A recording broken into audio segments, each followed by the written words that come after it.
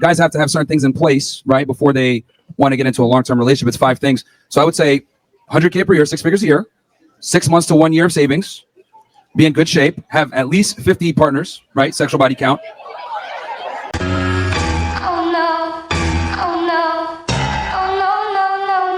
All right, guys, hope you guys having a great day today. This video has actually been removed by Fresh and Fit. According to, let me see here, ChatGPT, it says the video that we are actually going to show you guys has been removed by Fresh and Fit.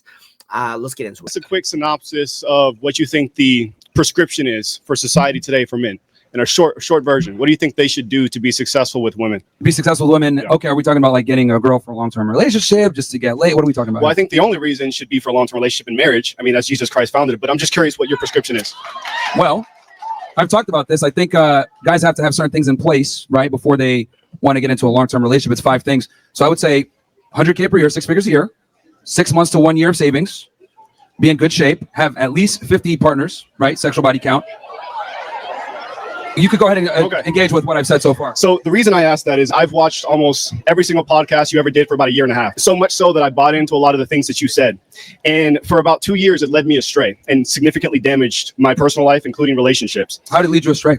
Well, you told me to go sleep with a bunch of women and date multiple women at the same time, which I did. And it significantly damaged my life. And it wasn't until I actually turned around and started listening to Jesus Christ that I was saved. What's up, everybody? You watching On Air with Nate. Have a podcast here on YouTube. Please like, comment, and subscribe to this channel if you enjoy content like this. Ring that notification bell, and you'll be notified of all my upcoming video releases.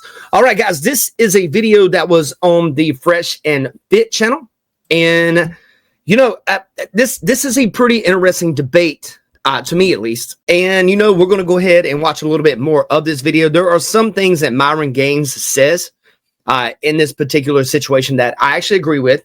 And there's a lot of things that the actual former fan of Myron Gaines that he says that I agree with as well. So let's jump back into it, and I'll let you guys know kind of where my brain's going with this. You guys let me know in the comments, what do you think about this video? Let's get back into it, guys. Happily married. I have 1 child now with another one on the way, and I've never felt happier. But I felt... Congratulations. That's good. That's really good. Thank you. And I know you're not against that, but my concern is what you're saying to men leads them astray, because I'm a walking example of it. And I think you're significantly damaging people, and especially you're leading people away from morality. Women are not sex objects. Women are created in the image of God, and they are valuable. Thanks. And they should be treated as such. Why should God give you one of his children if you don't even know how to treat them? Facts. So I think. Okay, Pastor. Yo, preach. Yo, move aside, dude. Move aside. Somebody else about to take your name. I'm praising. Yo, I love having a preach, bro. Let's go. Sunday. Yes. Oh, nah. He went in. For you said you got out there dating and meeting women and stuff like that, and then you said that it kind of hurt you. Yeah. How did it hurt you specifically? Well, I started warring against my own flesh. It's like trying to fill an empty void. Mm-hmm. There's a God-shaped vacuum in the heart of every man that can only be filled by God alone. Anything else you try to fill with that's not going to satisfy it. Sure. And I tried to do it with sex. Would it be fair? How'd you meet your wife? We actually had the #1 dating podcast in North and South Carolina called Who Hurt You Podcast. Okay. And I'm also friends with Fresh. I know him very well. I texted him before I came here. Yep. And I know pretty much everyone on your crew. But I was a heavy follower, and you actually inspired me to start the podcast, and I realized what I was doing was wrong. Yeah. So would it be fair to say that when you went through that experience, you were able to identify characteristics that you probably found as unredeemable and you probably wouldn't want to commit to, right? In what way? Well, when you were seeing these women, right, you probably started seeing patterns in how they behave, how they speak, or whatever. Maybe they're not qualified to be a wife. Because the thing is, right? Well, I don't need that. I have the Bible for that. It tells me what to look for. Yeah, but the thing is that you were able, and again, you're probably not going to notice it, but when you dated and dealt with all these women, you probably were able to identify characteristics that you were not fond of, or characteristics that would make a woman not a good candidate for a long-term relationship. And I think half the game is figuring out which girls don't qualify for marriage versus which ones that do.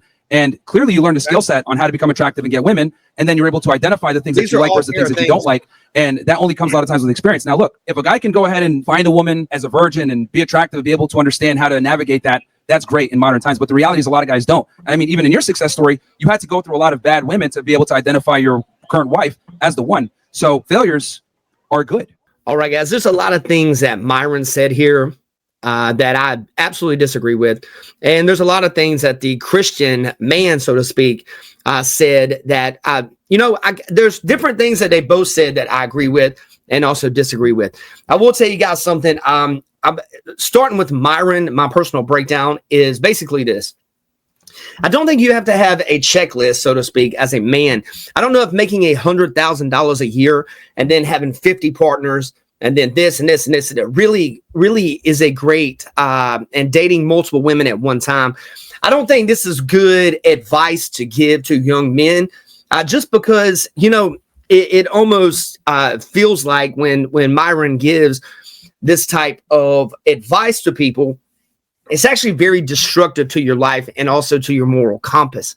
I understand what he's saying about the financial part of it, because, you know, I do believe men should try to be self-sustainable before, you know, really getting married, before having something that's super serious when it comes to having a wife. Now, I'm not talking about dating. I'm not talking about that. But I will also tell you guys this, you know, being married and all the things that go along being married really has to do with, you know, you're a team. So I don't know if a man making $100,000 having 50 sexual partners and blah, blah, blah, blah, blah. I don't think that should be something people actually do. I think that's really bad advice. Dating multiple women is a terrible idea.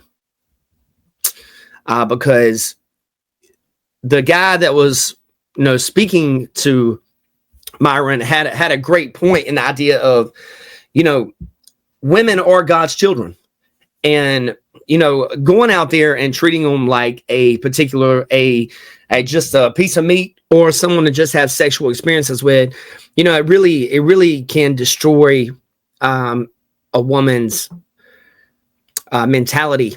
And, you know, it's not good. It's not healthy to everyone involved. You know, it was really brave of that man to come out and talk to Myron Gaines like this. You know, when it comes to his point is, I think Myron did have a decent point in the idea of, if that guy had not been with a certain amount of women. Now, I'm not talking about sexually. I don't think you have to do it like that route. But if you are with a certain amount of women and you kind of realize, hey, this woman's good, this woman is not going to work for me. And, you know, who is selfish, who's not selfish, you know, when it comes to women. There's a lot of really bad, like, women in the world that do not care about their partners.